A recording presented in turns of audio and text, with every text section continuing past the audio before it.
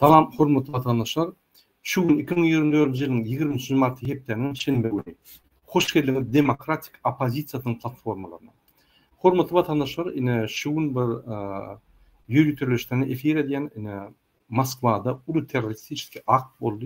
Şu yerda 150 adamdan gowrak adamlar öldü. Gelin biz şu yan kepleşikte seyretip geçelim. Moskvadaki terakt kim gurnudy? Näçe şu terakt emele geldi? Yine hormatly vatandaşlar, men efire başlamakam birinji bilen siz bilen ýa-ni Türkmenistanyň bilen maglumatlary bilen paýlaşmak bolýan. Yine Türkmenistanla Gazakistan bilen Türkmenistanyň arasynda ýa-ni Balkan welaýatynyň territoriýasyndaky men ýollary size görkezýän ünsürpsedim bir minut.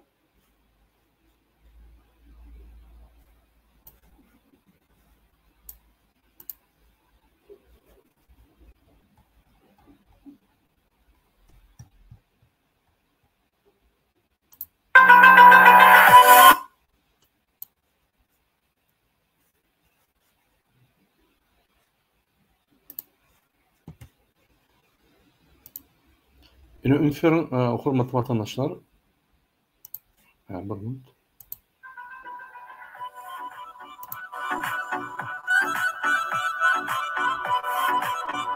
Yaşıyorlar. Türkmenistan ve Gazakstan'ın arasında tamojna var. Yani şu Türkmen tarafının yolları. Arkadak şehrin yollarına menleyen okumur. Sevdim onu.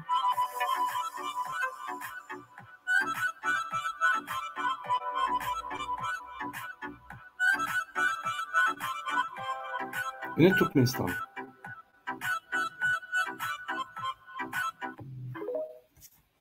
Yine var küçük video var ya bir minut. Ona mı koyayım size?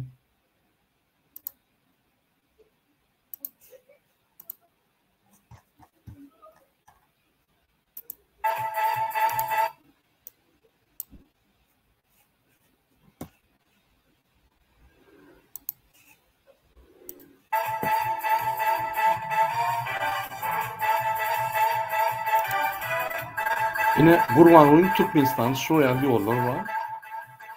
Öyle yollar, bu şehirlerin arasındaki yollar.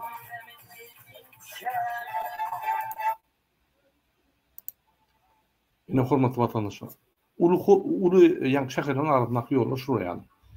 Gurbanlı'nın Arkadak şehrini, yani milli lider deyip at koyulan, öz-özüne at koyan adamın Buryan şehirindeki yollar bilen şu bizim halkının ulanyan yolları menleýärmi, ýa-ni şu yolları ünsürpserdim.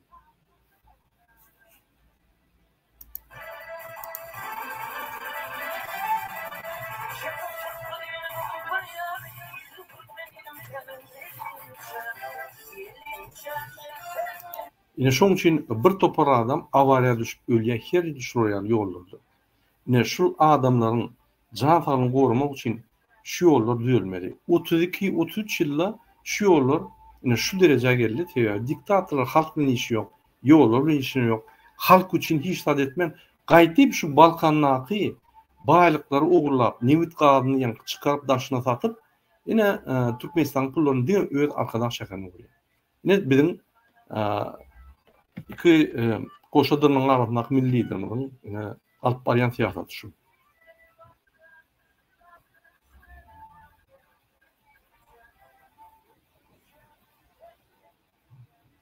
Eger doğal derecede Türkmenistan büdjeti ogurlanman, yerine yetirilme olsa şuraya anlat bolmazdy. Eger de Gurbanly Türkmenistan büdjetine özü gelip 3,5 milyar dolar ýöne gelip öz şäherine soňmadyk bolsa, pardon 5 milyar dolar. Ondan şu pullar ýollary giderdi, vilayatlary giderdi. Vilayet häkimler öz arlaryny aýdyban bilen okşurýar ýollaryň eretdigini.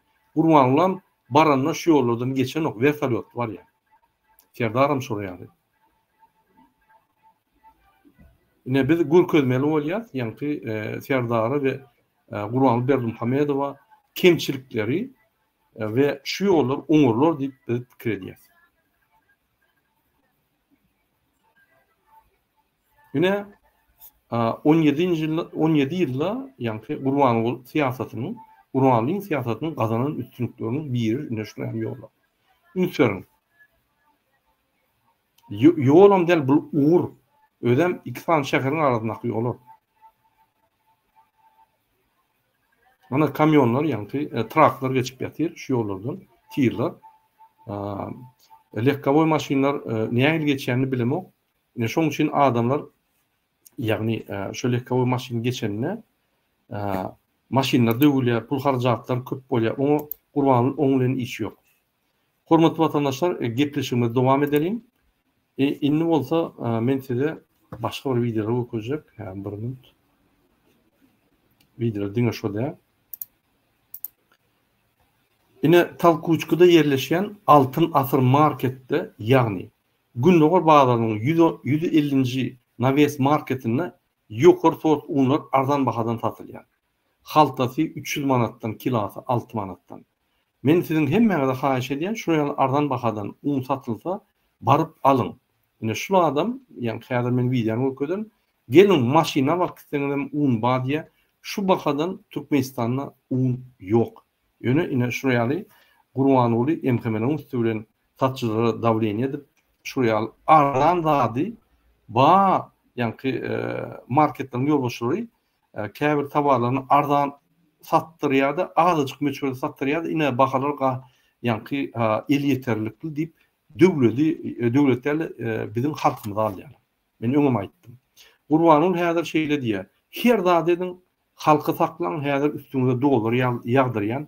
Men Ýewropa ýani gaz satýan. Men öňem diýerdim Türkmenistan benzokolonka. Şular bir zat haridyny ýani yerden alýan haridyny daşölde satmasalar, hiç zat öňür bilen oklar. Sebäbi hiç bir zavod, fabrikler Türkmenistan saklanok. Türkmenistan oğuculuğu, Türkmenistan'ın gelýän gizdejisinin 60% saklamaly. Ol özüni ekle bilen oğuculuk. O arada häzir gurun eder. Gelin şu küçük video seyredelim.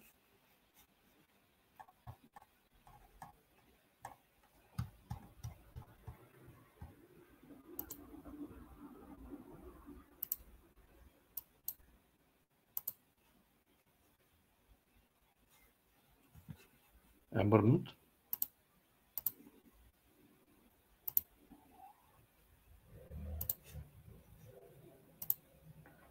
Assalamu alaikum hormatly müşteriler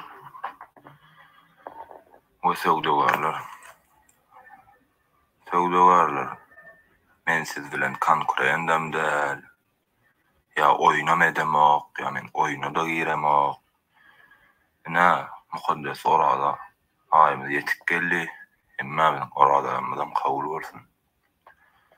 Şu orada aýym nasip etdi. Hormatly müşteriler. Şu görýän bu iş sort Rusyanyň bilen unlary halkymyz üçin amatly wagtdan goýduk. Ýerimiz altmasar Gündoğar bagary. Ünferim hormatly vatandaşlar, Rusiýadan gelen unlar, Türkmenistanyňky däl. Rusiýadan gelen unlar ine gowy bahadan satylýar. Hemmeňiz baryp alyň. Un zapasyny edin. Ine şular satýarmyş diýip aýdýar. Bu kiçik meçhur oýýada ýani satýar. Ýöne hakykatan orýal bahadan un Türkmenistanda satylanok. Şu marketdaky işleýänler mejbur edýär. 150 Naves goýok bazarda doganlar. Bahalary haltasy 320 manat. Hiç ýerde ýok bahada onlar arkaýyn gelip bilersiňiz. Siz hormatly müşteriler kommentarda köpüňiň beren soralarymyz kileli ununy näçe? Kileli ununyň 1 kilosi 6 manat, haltasy 300 manat. Şu görýän haltaňyz 300 Ine ünferim Rusiýadan gelen unlar şular. manat. Näçe satsaňyz alyp bolýar, bir de ikide maşina alsaňyz alyp bolýar. Hiç ýerde ýok baha diýip, diňe altyn market diýilýär. Başga ýerde şu bahadan baha bolsa kommentarda belläp geçen hemmeňe de garaşýar. Ine hormatly vatandaşlar, şu ýerde men belläp geçecek lazım. Ine Gurbanoğlu'yň pakazatçylary hemme adam yalan diýip men size aýdypdym. Siz inanmaňyz. Ine Türkmenistany buğday unundan eklemek üçin 9.000 ton gerek. Ýöne gynansak da Türkmenistan'a 1.400.000 ton buğday ýygnaldy diýip aýdylýar. Ünferim şol 1.400.000 ton ýygnalan ton ýani hasyl alyp başlandan inlik hasyl alýança yani bir yılına yetmeli. Qaytip şonun 500.000 tonu eksporta gitmeli. Hakikaten Türkmenistan etmeli. Yine şu Mart ayına intek yani buğday yığışı vakti değil, eyyam unu utordu. Türkmenistan'ın harmalarına Türkmen unu, Türkmen buğdayı yok. Demek 900.000 anada dursun. Şu gün içerili 600.000, 700.000 ton şular ulanmalılar Türkmenistan halkını saklamak için şu 1.400.000 tonun 600-700.000 tonun yani cemi 600-700.000 tonu varken den yarısından goğra pipiska. Yine men Serdar ve Gurban Berdimuhamedovlara yüzleyen hanfidin yani bütün dünyanın ağlap ağzını doldurup biz yine 1.400.000 ton buğday yığınadık zat deyip aydiyan maglumatlar. Çınlayalken, yalanken. Benim ömürden Türkmenistan statistikasına inanmalı. 2,5-3 yani ağlı. Yine şunun statistika, buğday statistikası ağlı. Yine gelin bir neyse saytlar koyayım. Şu saytlarda yine Türkmenistan'ın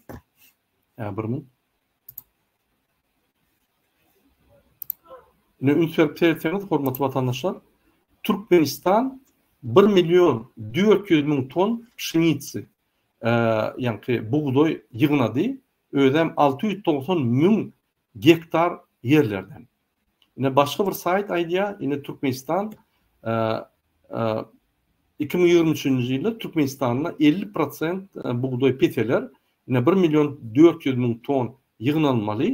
Yine şu yerde de cemi 650.000 ton yığınalı deyip idea. Yönü Türkmenistan'ın hükümet statistikasına 1.400.000. Bunlar yani vilayet hekimlere medaller veriliyor, vilayet hekimlere bayraklar veriliyor. Şu buğday planını yerine getirdik. Yine hakiki Türkmenistan'ın yadayı.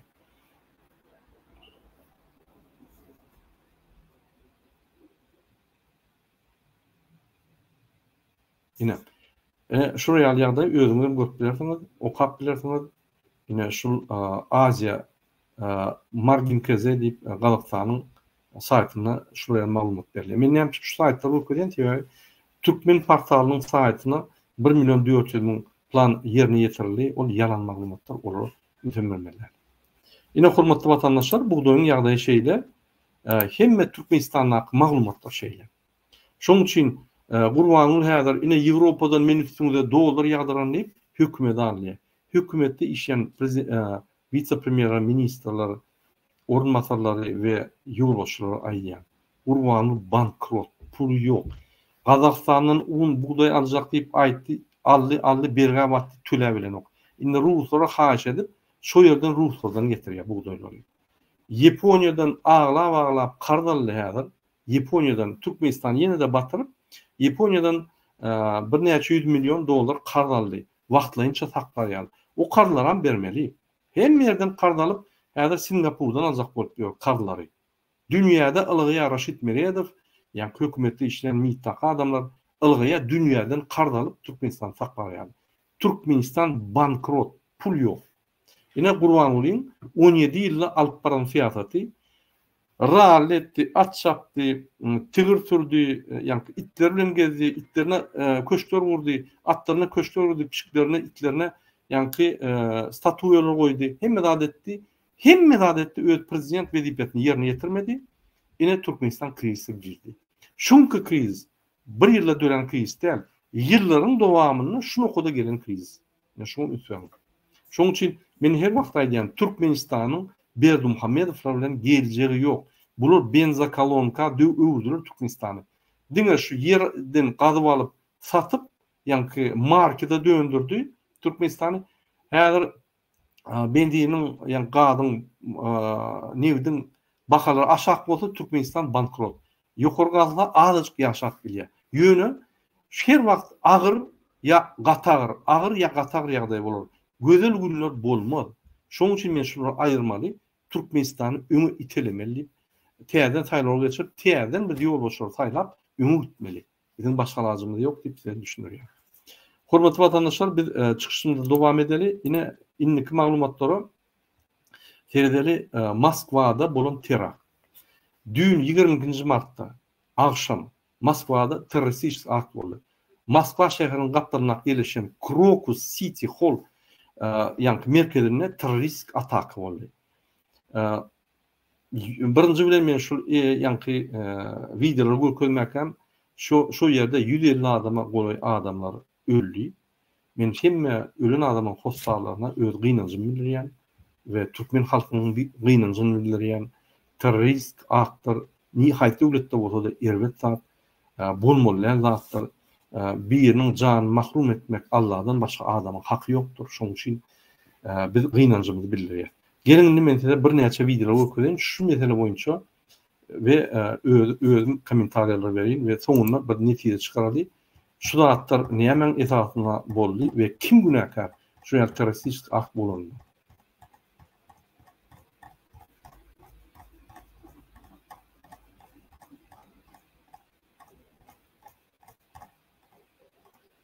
Men haýyş edýän ýa-ni egerde ekranyň öňünü çağlar bolsa ekrandan aýryň hormatly watandaşlar we egerde siziň emosiýaňyz ulu bolsa siz şu emosional zatlar görüp bilmeýän bolsaňyz onu seretmeň ýa-ni sesini we ekranyny öçüriň şu zatlar görmeň. Haýyş edýän sebäbi bu zatlar men size ýa-ni siziň duýuňyzy we siziň ýa-ni ýagdaýyňyzy agyrlaşdyrmak üçin görkezmek ýöne şu zatda bolup geçer biz habarly bolmaly. Bizim videolarymyz Türkmenistanyň içinde görýärler. Men habar tutdur. Köp adam haýyş edýär.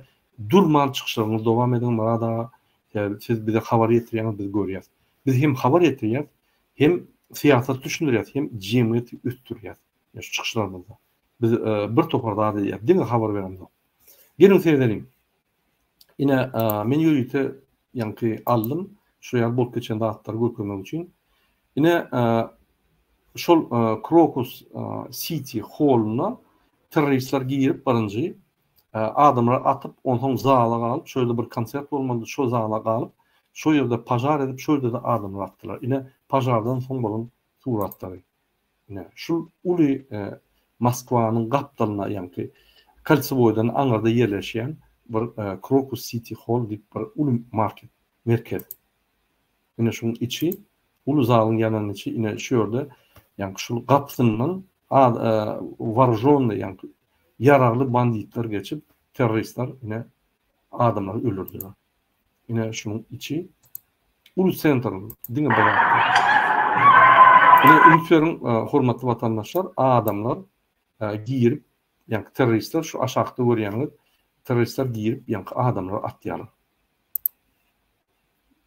Bir güne adamlar atılıyor şöyle.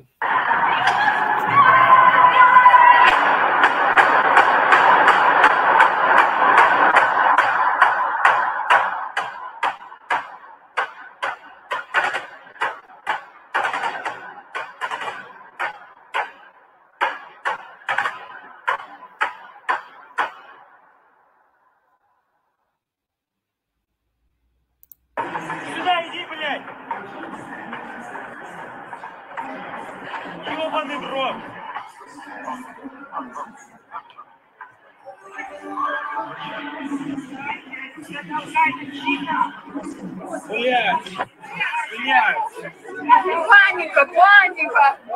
Паника, тише! Тише, паника! Yine şunun daşından seyretsin. Konsertli zalyna, ýa-ni şu Crocus City Hall'un iň ýokarky konsert zalyna pajar boldy. Şu ýerde ýa-ni patology ýanyp başlady.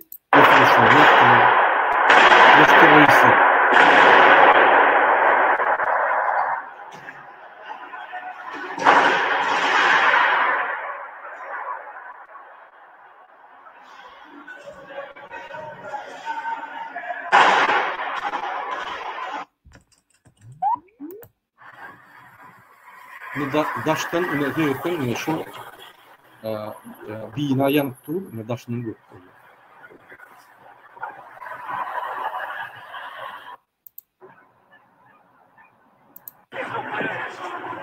Şu bir adamı tutsak ettiler, dağlarını kaçıp yetişipdir.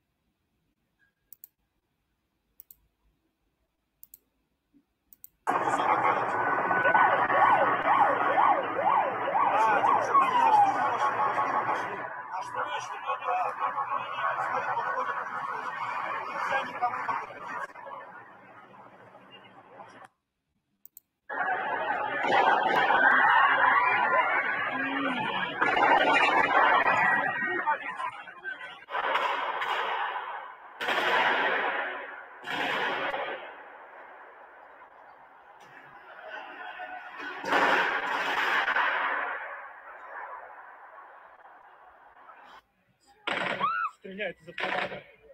Стреляют в толпе. Какие-то люди стреляют. Пока эти. Сюда иди! Ром!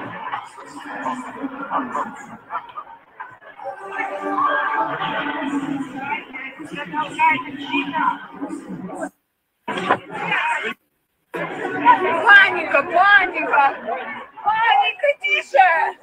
Тише, паника!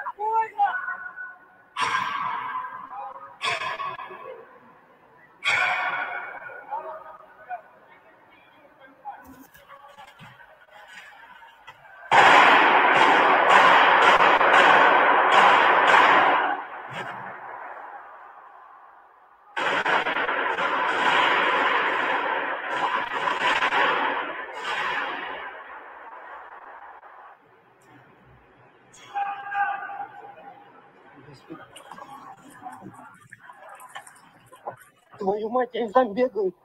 Они там с автоматами бегают. Не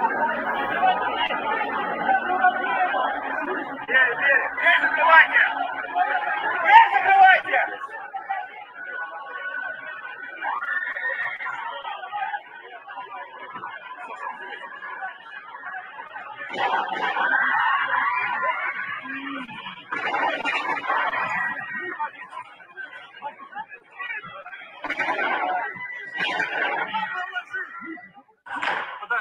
Подожгли зал. Зал горит. Подожгли нас. Нас подожгли.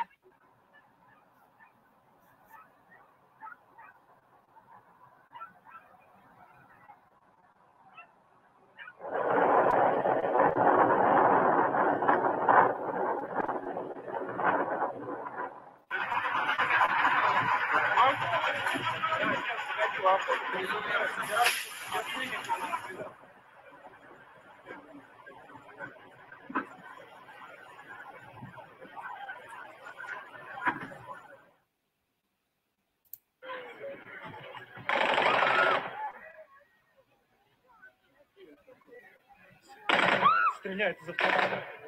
Стреляют в толпе. Какие-то люди стреляют. Пока эти. Подожди.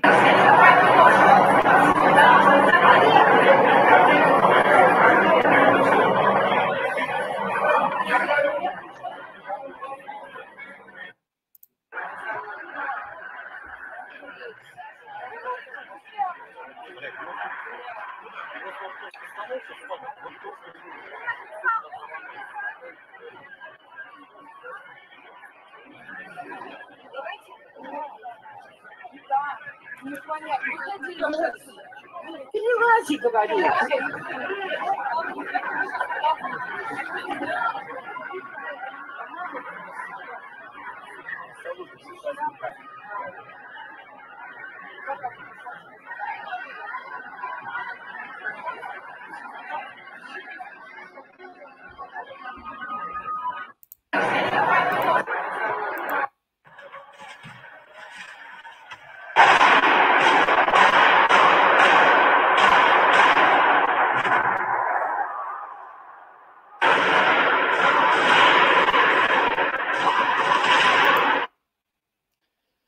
umuman vatandaşlar şuraya videolar köp internette özüne maltlarını şoň üçin men size hemmetini görkezmeýän bir gynanç waka bu.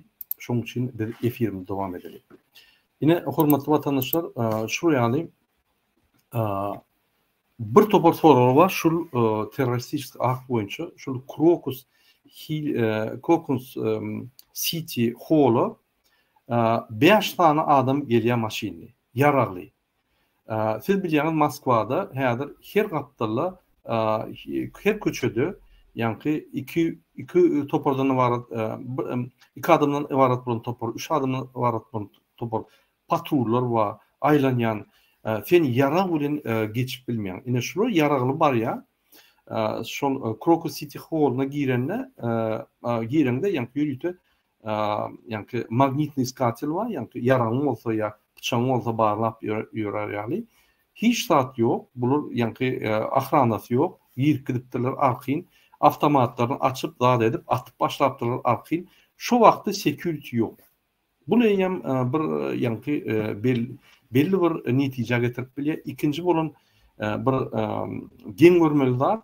Ine şular atya hemmetini 15 minutda hemmet auditoriýa 1 sagatdan soň Rosgvardiýa gelýär. Şolary tutup etmäne 15 minutda atyp atyp bular gidýär.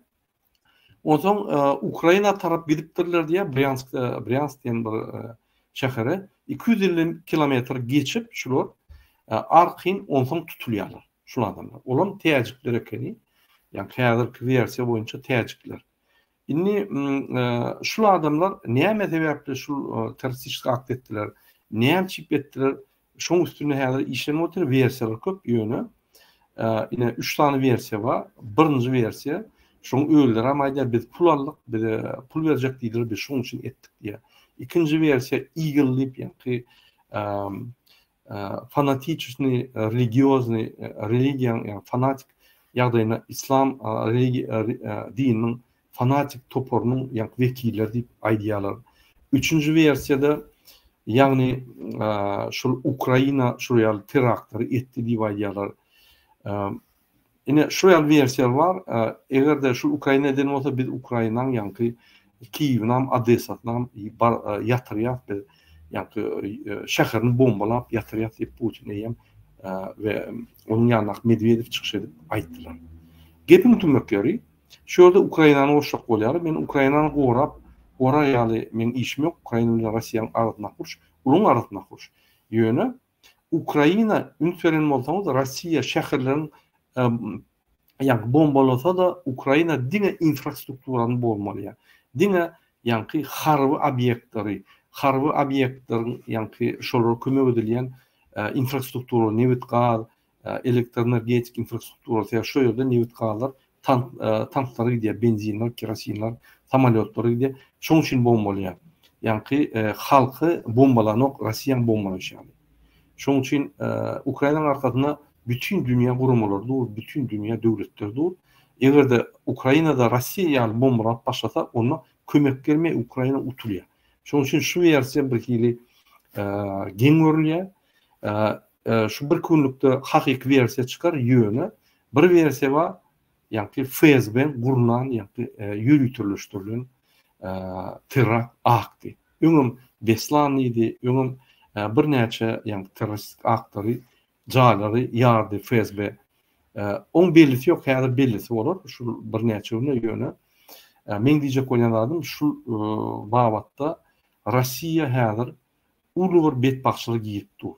Rossiýanyň halky, Rossiýa döwleti uly betbaççylyk ýyp dur. İçinde terakt aktlar başlady.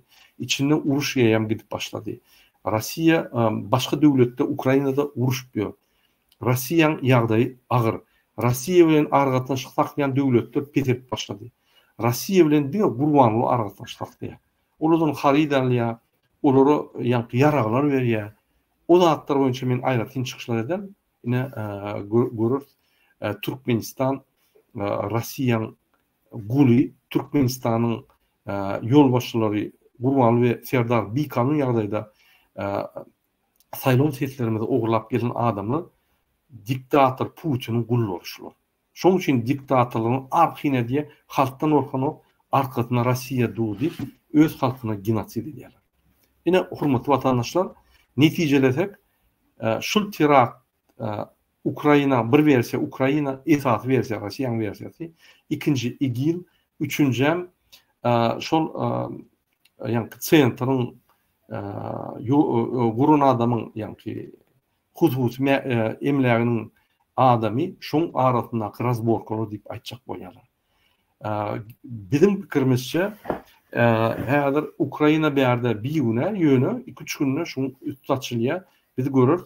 Dördüncü versiya FSB'nin yaptığı kurulan oyunlar deyip fikir ediliyor. Haytan olsa bir versiyada Rus halkı kösünlüyor, Rus halkı ölü, Rus halkı bedbaxtlığa düşüp yani halkı ölü. Ve şol bizi katı inandırıyor. Rusya'da yaşayan Türkmen gражданlarına aydayan feryat bolun, adamın üşen yerine barmacak bolun, bir topor terakt aktır, bir topor yani bedbaxtçılara baraymansaya bolur durur Rusya hazır stabil der.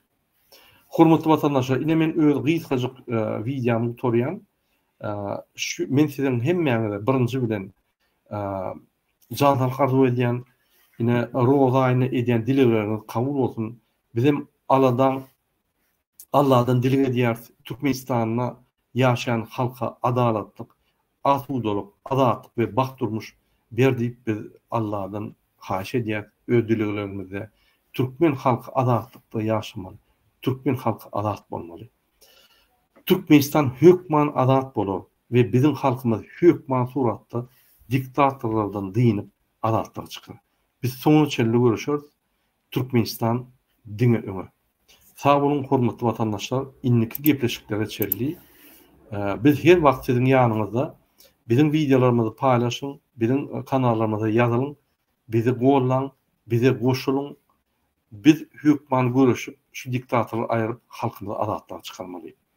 Hormatly vatandaşlar, ine şunun bilen men öz efirimi gutoryan, sizin hemmeňize jantalyk arzu edýän we inniki gepleşiklere çelli hoş sağ bolun hormatly vatandaşlar.